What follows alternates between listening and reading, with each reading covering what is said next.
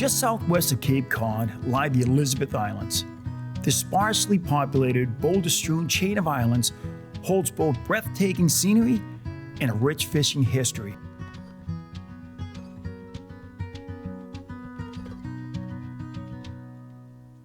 Numerous world record striped bass have been caught just off these shores.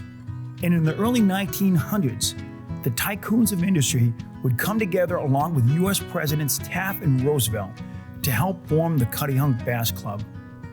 The club and its islands would serve as the outdoor retreat where anglers would fish from bass stands in hopes of tempting a monster striped bass. I've been fishing the Elizabeth Islands for over 30 years, and though the fishery has changed over the decades, the Elizabeth Islands still present an incredible angling opportunity for boaters and shore fishermen alike. With its sweeping landscapes, rolling bluffs, and unspoiled nature, the Elizabeth Islands are a treasure that separate Buzzards Bay from Vineyard Sound. It was in the early 90s when I joined Bill Huff, co-founder of On the Water, on a 17-foot Montauk for a spring scouting trip for the first schoolies of the year down along the islands. I remember it like it was yesterday, cruising down past Tarpaulin Cove, where on my third cast I would hook up with a 22-inch striper. It was far from the biggest fish I'd ever caught, but against this backdrop, it was the prettiest fish I'd ever caught, and from that day on, my love affair with the islands was solidified. I would purchase my first boat the following year, a 20-foot 1985 Shamrock with a pilot house, straight gas inboard, and most importantly, a full keel with a skeg that protected both my shaft, prop, and rudder from anything that might go bump in the night. With no electronics and a compass that was consistently off 60 degrees, I made it my quest to learn every nook, cranny, cove, and rock outcrop along that beautiful coast and could safely navigate it under a new moon in the dead of night. Today, myself and OTW's Jimmy Fee are heading out to fish the Elizabeth in a boat that is a vast improvement from my old Shamrock. A beautiful Skeeter 25-foot bay boat powered by a Yamaha 300 outboard on a jack plate. Combined with cutting-edge electronics, a bay boat like this is the perfect vessel for targeting the speedy false albacore that now frequent the Elizabeth Islands during the summer and fall. While I planned on using the tried and true epoxy jigs to fool these keen-eyed predators, Jimmy chose a less common tactic, the casting egg and fly. After dropping the boat in Falmouth Harbor, we were quickly on our way with our first exploratory stop at Knobska Light. Out of here, boys. They're gonna eat today, man. Day like today, nice little chop. They make more mistakes on days like this. Sometimes you get that calm weather and you see them better, but they're a little bit tougher to get to eat. A day like today where you've got some chop, you gotta compete with the whitecaps to find them. But when you do, you get a good cast. A lot of times they'll be much more aggressive. He said he got 7 yesterday just blind casting. We are out of gear. They just netted their second.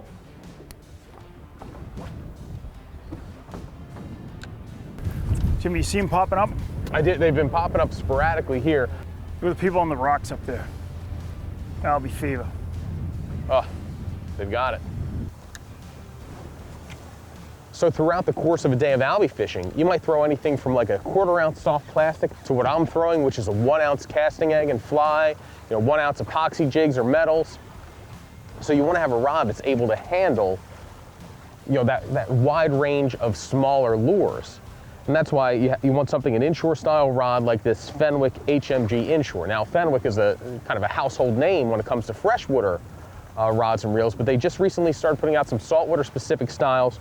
Especially this Fenwick inshore, HMG inshore right here. The HMG line is one of their higher end freshwater lines. It's been very popular with largemouth bass guys. They've got technique specific rods in that line. They're lightweight, light in hand, plenty of backbone to land these albies, and a great action for working a wide range of lures. After a few casts and even fewer fish showing on the surface at Knobska, we decided to steam west with the islands calling. We kept our rods at the ready, and as soon as we crossed Woods Hole Channel, an albie feed popped up boat side before we could get the cameras out. Go albie tango. I don't think that's a bass. No, I don't think so either. These albies are just pound for pound, they're vicious. When they want to feed, they're ferocious. The crazy thing about these fish, Jimmy, is that it's like, you know, every so often you swear you lost it because it turned and just burned and came straight back at you, you know? Oh yeah, the way they change direction, such an exciting battle. And then to have that inshore, this close to shore. Guys, I've got the Clash 4000, the Penn Clash 4000, and it's just a sweet reel that sets up beautifully on this Fenwick HMG inshore. Jimmy, take us out of gear. Yep, just did. That was pretty good. Didn't even see them, you know? I didn't see the fish. But Jimmy saw them come up, gave me kind of the general direction.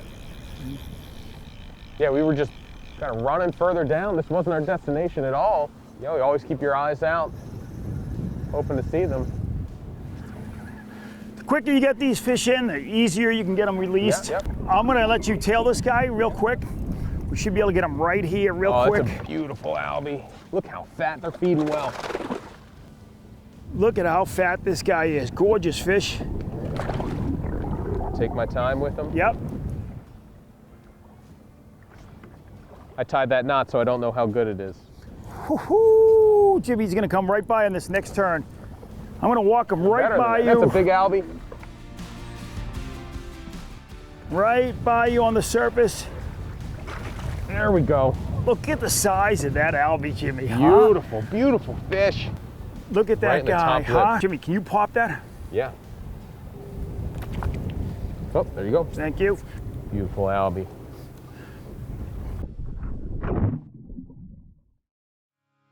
With a fish in the boat, we push further down the rocky shores of the Elizabeth, keeping an eye out for working birds and breaking fish.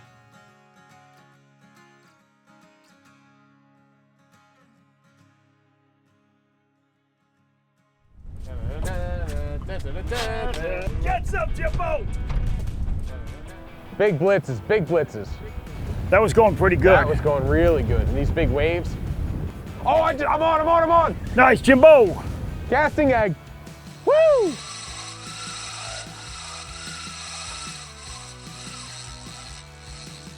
I love Albie fishing on days like today. Got a little bit of chop, it's not too calm. Jimmy, they are smashing it in there. Smashing it. Keep throwing, Chris. That was a blind cast. I just got this one on. Yeah, no, this is the casting egg and fly presentation. And that is a really good presentation for finicky Albies. Not that they're that finicky today, but when they are picky, the casting egg allows you, with a spinning rod, to present a fly, which is going to be a much more realistic presentation, has a lot more natural movement. And it's certainly not a new technique. It's something that's been around for a very long time. It seems to be very regionally popular in Rhode Island. You don't hear about it as much outside of there, but all it is a wooden egg, basically. Looks just like an egg, weighs an ounce. It's got a little through wire in there, the loop on either side to attach the line. You position that 3 to 4 feet above your fly, and you cast it out there. You splash the egg across the surface, and that gives some added attraction to the fly. The Albie see the splashing, look in that direction, they see the fly itself, and that's what they bite. And he took a heck of a lot of line.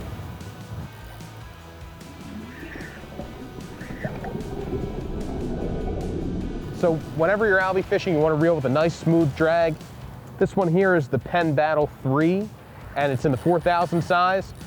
And 4,000 or 3,000 size, those would be the sizes you want for false albacore because they're going to balance the rods best. You're using lightweight inshore rods. This one happens to be a Fenwick HMG inshore, and I'm sure Fenwick is kind of a household name when it comes to freshwater rods, and they took that, their kind of specialty series, the HMG series, and built that with some inshore with saltwater components, stuff that's not going to rust, going to be able to handle saltwater and inshore actions. And this is just a great Albie rod. It's rated for 1/8 to 1 ounce lures, which is pretty much everything we're going to be throwing Swing them this way, today. Jimmy, I'll grab them.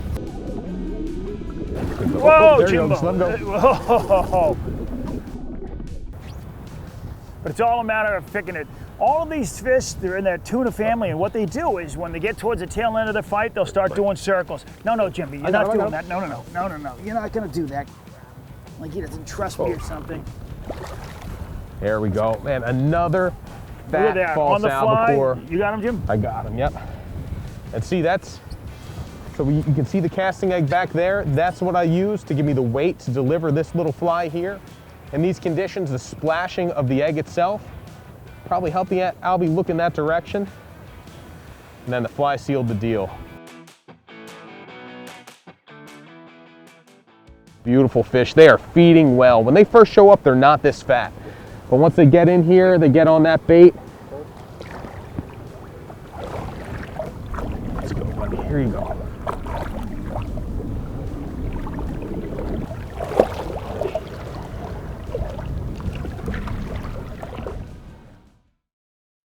As the wind and chop continued to build, so did the opportunity to fool the notoriously finicky false albacore. Despite the low profile on the Skeeter, the boat is built to handle a confused sea, and although the chop was certainly building as the day progressed, the conditions proved perfect for both the Albies and the anglers, as these funny fish love to feed when the small white caps start to curl. You know, a lot of times people think that when it's grease calm, you can see the Albies a quarter mile off, you know, half mile, 2 miles off sometimes. But when you can see them like that, that means they can see everything that you're throwing at them as well. They get a real good look at your lures. And if you don't downsize to like a 12, you know, 15 to 12 and below as far as your leader, your hookups are gonna fall off dramatically.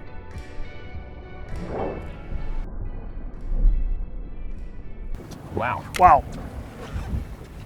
Popped up right there. They're above him too. Oh, there it is, Jimmy. Tight? Yep. Tell you what, man, I am a big believer in this this casting egg. Just, you cast it out there, you get the egg splashing, and that's 2 fish blind casting with it. Or we know they're in the area. You know, we've been seeing them breaking, but that wasn't casting to a particular feed.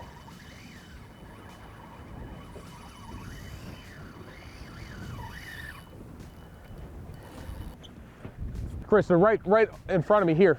Big school right there. You can double up. Coming. Oh my God. Right here. Oh my God. That was a big school. That is the blessing and the curse of blind casting. There's a school right there behind us.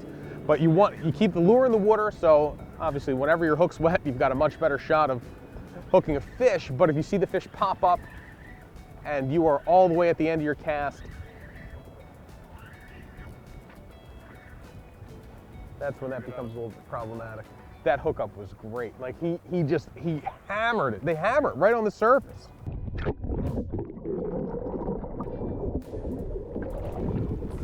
All right. See, and that fly right there, that's one that Kevin Blinkoff tied. I borrowed it from him last night. I asked him if he had some Albie flies because I wanted to try out this casting egg technique. Beautiful. 2 Albies. I'm going to put him right back.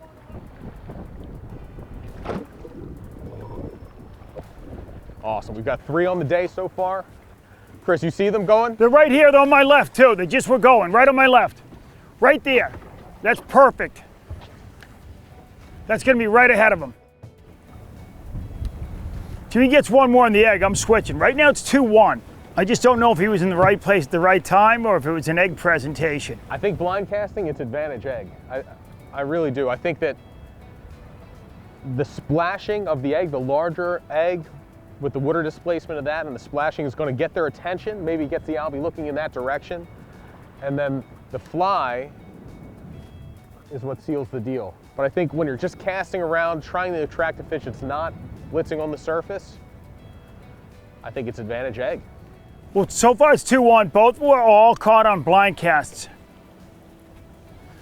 I'm holding my blind cast shot. Guess it's not a blind cast shot then if you're holding it. Look at him way up, Jim. We can chase him or we can just, I'm gonna do 1 blind cast up there. Let's do a drift. Any second, I can feel it. Oh yeah, there they go. Oh yeah, you're in them, I'm behind them. I'm throwing the tails. keep this thing moving. Tight. Yeah, there we go. 2-2. 2-2 at the buzzer. 2-2 at the buzzer. 2-2. Oh man, one just swept right through. Took a swipe of the fly right next to the boat. They are all around us. 2-2 at the buzzer. Still a game to play, Chris. We're about to double up. I don't have an egg, but I do have a fish on. Jimmy, out the back here. Jimmy, they got to be all around us. They got to be, because honestly, I was pulling this out of the water and one took a swipe at it. It's just I'm behind them. I'm not in front of them. No, you got to be behind. Load them out the back, Jimmy. Out the back. That's right on top of them, Jim. Come on. Eat it. Oh, what I would have given to have an epoxy jig on. These are so much fun. Oh, he just went under the boat. He just went under the boat. Let me know when you're ready for me. No, he's gone. 1 foot above the surface, he just went like this. Right under the boat. Oh. All right, Jimmy, we can retie in a second. I'm gonna make the move. One of the things that I just want to touch base on real quick is how the boats over the years have changed. I got introduced to these bay boats back in '05 when we picked up our first 22-foot Skeeter and really fell in love with it and changed my approach to fishing down here along the islands. What we're sitting on now is the new 2550 SX version. It's the Skeeter fish model, and it just has a lot of different accommodations that allows us to get up here. As you can see, this is a dance floor, and Jimmy and I can both stand up here. We can do the waltz if we want. But for what we're doing today, sight fish into these albies that are coming up on the surface. We didn't have to use a Minn Kota trolling motor today. We've been kind of running and gunning, but the Humminbird electronics has really helped us out because what it's done is I've recorded all of our patterns. And what I mean by that is I leave a snail trail. If you're coming out here and you're albie fishing and you find yourself leaving a snail trail, what that does is after a while, you're gonna start to see that pattern. And a lot of times it ends up looking like a figure 8 on your screen. And then once you establish that, that's a great thing to stay in there. You can run and gun, and that's what we want to do. But oftentimes kind of finding those fish, finding out what their pattern is, sitting in there and just drifting will give you the best opportunity. Huge feed, Jimmy, back there. Oh yeah. Do we go or stay? What do you think? We go. Okay.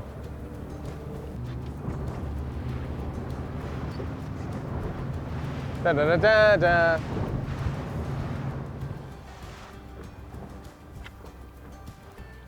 Just get ourselves situated where all the bait is. Seems to be in this area. I think we'll get our shots. Get out of the way, Jimmy. Far out point, right at the bow. Oh, I see him. Oh my God, one just came clear out of the water right there. 9 o'clock. I don't know if we can reach him. I think so. We got the wind at our backs. We'll might be able to get close. Oh, I missed him. He's on you. He's on you. Jimmy, we just almost doubled up. Oh, we are doubled up. There we go. That's awesome. All right, Mike did a crazy Ivan at the boat last time. That was unbelievable. He missed me, you hooked up. Oh. Elizabeth Islands are known for really striped bass fishing, some of the world-class striped bass fishing, but over the years, these fish have really filled in the void in the fall. And they showed up a little early, which was a great gift. And we've just had some incredible feeds. Oh. Here, you Jimmy, where are you? Go down, I'm up. Crisis averted. Jimmy, back in the day, going back 25, 30 years ago, we used to come down the Elizabeth Islands. It was all about striped bass. And we would play with these fish, but they weren't as plentiful, you know, especially down here along the islands. But you see these fish now everywhere. Albies are just so popular right now, and I mean, you can see why. Where else, what other kind of fish are you going to get this kind of a battle out of, this close to shore? We got fish breaking right in front of us here. Oh, man. Oh, another diesel. Jimmy, how are you? We're good, we're good.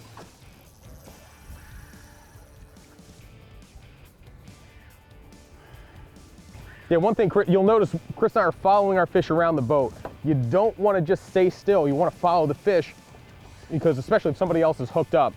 A good example was I kind of got a little bit complacent on that last fish. It was out ahead of us, and all of a sudden it made a run like I haven't seen in a while. Thing stayed 1 foot under the surface of the water, went directly below the bottom of the boat. I swear it hit its back on the hull, and that was it. Snapped me off. Ready? Nice, Jimmy. We're gonna keep him in the water. This guy's going right back in.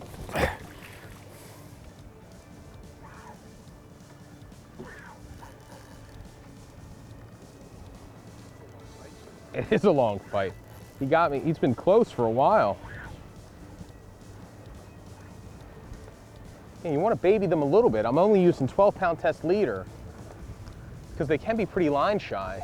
How you doing, Jim? Oh, you got your whoa, lure whoa, whoa. dangling. Oh, okay, that was a little bit of a sabotage move I tried to do.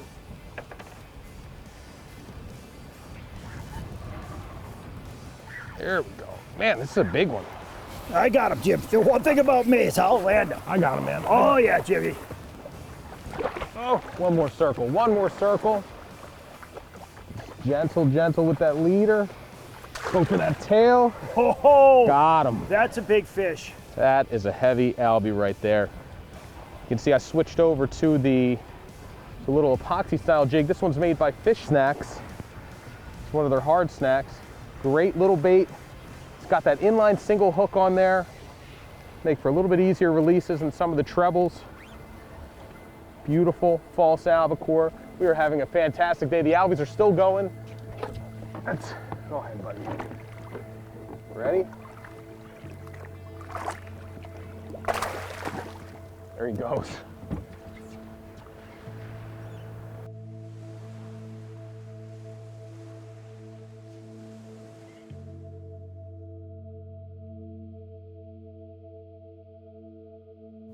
As we made our way back to Falmouth Harbor, I couldn't help feeling a bit sentimental about the islands that have brought me both incredible memories and a strong sense of peace over my past 30 years.